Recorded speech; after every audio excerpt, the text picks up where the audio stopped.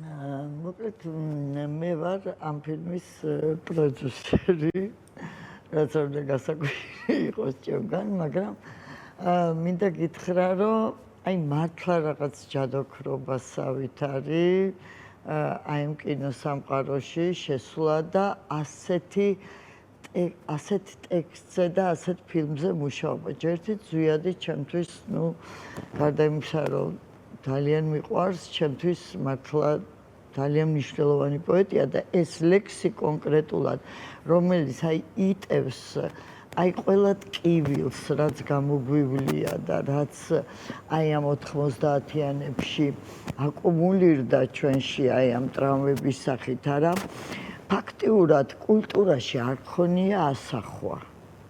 და აი ასეთი მნიშვნელოვანი მოვლენები, რაც ჩვენ გადავიტანეთ მთელი ამ 90-იანი წლები, შემდეგ ეს სამოქალაქო ომი, არა, და მერე აი მთელი ეს ტურბულენტური პერიოდი, ფაქტიურად კულტურაში ამის ასახვა, ყოველ შემთხვევაში კინოსამყაროში არ ყოფილა. აი 9 აპრილი მაგალითად და 9 აპრილის ეს მთელი ტრავმა კინოში არ არის ასახული.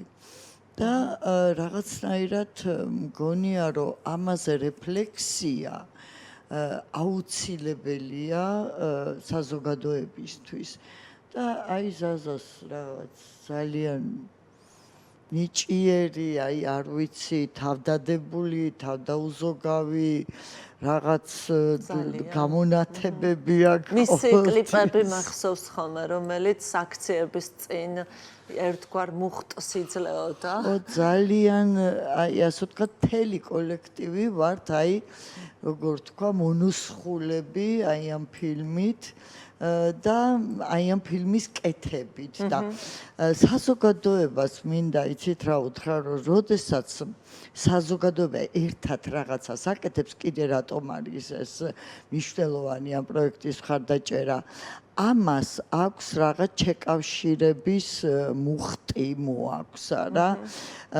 აი მე-19 საუკუნეში, მე-20-ის დასაწყისში, როდესაც ერთად აფინანსებდნენ ჟურნალებს, ერთად საზოგადოება აგროვებდა ფულს სკოლებისთვის, წერა-კითხვის გამავრცელების საზოგადოება, ამან შექმნა ეს ეროვნული ერთიანობის განცდა.